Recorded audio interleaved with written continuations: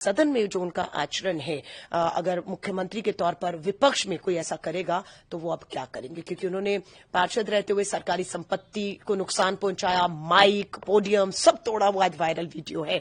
सो मैंने उनको नसीहत दी है कि अब ये जो चीजें आपका पीछा नहीं छोड़ेंगी, चैलेंज अंदर और बाहर दोनों रहेगा, क्योंकि पहला जो टेन्योर बीजेपी को मिला था उसमें एक ही टेन्योर में 3 मुख्यमंत्री बदल दिए थे, मदन लाल खुराना जी, साहब सिंह वर्मा जी, फिर सुषमा स्वराज जी आई और उसके बाद 28 साल लंबा इंतजार, क्योंकि सत्ता की लड़ाई। अब वो रेखा जी को मौका मिला है, लेकिन अब प्रवेश वर्मा जी बिल्कुल उनका मुंह उतरा हुआ है। विजेंद्र गुप्ता जी तो 10 साल लीडर विपक्ष वही लड़ते रहे। देंगी दिल्ली के मुख्यमंत्री के तौर पे आज रामलीला मैदान पे आपने एक फोटो साझा करी। पुराना नाता है आपका और आप जानती हैं रेखा गुप्ता जी को, उसके बारे में बताएं। और अब दिल्ली की मुख्यमंत्री बनने जा रही हैं, कैसे देखते?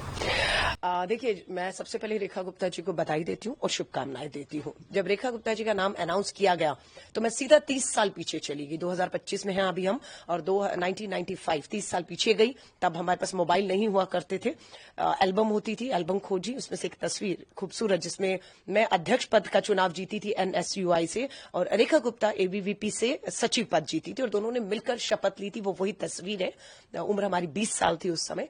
तो शपथ ली हम लोगों ने, एक साथ मिलकर काम किया। आइडियोलॉजिकल लड़ाई उसके साथ थी, है और रहेगी, उस समय भी होती थी। वो अखिल भारतीय विद्यार्थी परिषद से तीनों जीते थे, मैं अकेली अध्यक्ष जीती थी। तो RSS के लोगों को लाना, लेक्चर करवाना उस विचारधारा को जिसका हम बिल्कुल विरोध में खड़े रहते हैं, खड़े हैं। हम गांधीयन को, आइडियोलॉजी के लोगों को लाकर हमारे अपना लड़ाई जो है एक संघर्ष रहता था। लेकिन मुद्दों पर जब बात आती थी तो रेखा और मैं एक अंडरस्टैंडिंग होती थी कि दिल्ली के मुख्यमंत्री मदन लाल खुराना जी हैं और देश के प्रधानमंत्री कांग्रेस से PV नरसिम्हा राव जी थे, तो सेंट्रल यूनिवर्सिटी है तो मिलकर करते हैं। तो हमने मिलकर काम भी किए। साल बहुत नहीं होता है, हमें अपनी कैंपस, मैं खुद साइंस स्टूडेंट थी, अपनी लेबोरेटरी लैब से फुर्सत नहीं मिलती थी, फिर एक साल में बहुत कुछ करना था। लेकिन ये कि हम कर पाए। रेखा उस समय भी बहुत एग्रेसिव थी, क्योंकि वही RSS ABVP वाला एग्रेशन जो हमने पार्षद के तौर पर, उनका एक वीडियो मेरे सामने सुबह आया, क्योंकि वो जब पार्षद रही तो मैं कभी पार्षद नहीं रही, तो एक हाउस में हमें बैठने का मौका दोबारा नहीं मिला। मैं जब विधायक हुई 2015 से 20, तो वो विधायक नहीं थी, तो सदन में भी बैठने का, विधानसभा भी मौका नहीं मिला। अब वो पहली बार विधायक बनी है। लेकिन उनका जो वीडियो मैंने देखा तो मैंने उनको शुभकामनाएं, बधाई तो दी है, लेकिन नसीहत भी दी है, क्योंकि उन्होंने भी शायद नहीं सोचा होगा कि वो सीधा पार्षद से पहली बार विधायक बनेंगी और मुख्यमंत्री हो जाएंगी। लेकिन सदन में जो उनका आचरण है, अगर मुख्यमंत्री के तौर पर विपक्ष में कोई ऐसा करेगा तो वो अब क्या करेंगे, क्योंकि उन्होंने पार्षद रहते हुए सरकारी संपत्ति को नुकसान पहुंचाया, माइक, पोडियम सब तोड़ा, वो आज वायरल वीडियो है। सो मैंने उनको नसीहत दी है कि अब ये जो चीजें आपका पीछा नहीं छोड़ेंगी, चैलेंज अंदर और बाहर दोनों रहेगा। मैं महिला कांग्रेस की राष्ट्रीय अध्यक्ष हूं और दिल्ली मेरी है। मैं बार बार कहती हूं, दिल्ली में बेटियों की सुरक्षा, महिलाओं की सुरक्षा एक महिला मुख्यमंत्री की प्राथमिकताओं पर होनी चाहिए। रेखा जी मुख्यमंत्री हो गई हैं, स्वाभाविक है उन्हें पूरी सुरक्षा मिल जाएगी, लेकिन उनकी प्राथमिकताओं पर दिल्ली की हर बेटी की सुरक्षा होनी चाहिए।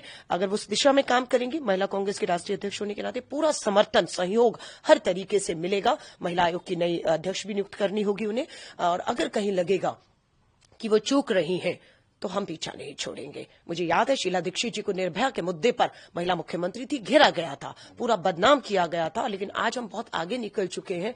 आज कोई इफ एंड बट नहीं, केंद्र में उनकी सरकार, गृह मंत्री, पुलिस, LG सब उनके हाथ में है और वो कर सकती हैं, करेंगी तो बेहतर है, क्योंकि वो कामयाब होंगी तो दिल्ली कामयाब होगी, क्योंकि मुख्यमंत्री हैं। वो फेल होंगी तो मेरी दिल्ली फेल होगी। लेकिन चुनौतियां उनको अंदर ज्यादा रहेंगी, बाहर से मुझे लगता है की तुलना में। हाँ, काम नहीं करेंगी तो शायद लगता है कि ज्यादा चुनौतियां उनके पास होंगी। उनसे जब पूछा गया, जब वो इलेक्ट हुई, उनसे उन्होंने कहा कि उनकी एक स्टोरी एक इंस्पिरेशनल स्टोरी हो सकती है, कि एक मिडिल क्लास लड़की टॉप लीडरशिप पे अब CM बनने जा रही है। आपकी भी जर्नी सही रही है, आप कनेक्टेड भी रहे हैं उनसे, मिले भी हैं, इतने साल काम भी किया है। आपकी उम्मीदें क्या रहेंगी, क्योंकि एक महिला विंग की आप चीफ हैं कांग्रेस की, कैसे आप देखती हैं, क्या उम्मीदें रहेंगी?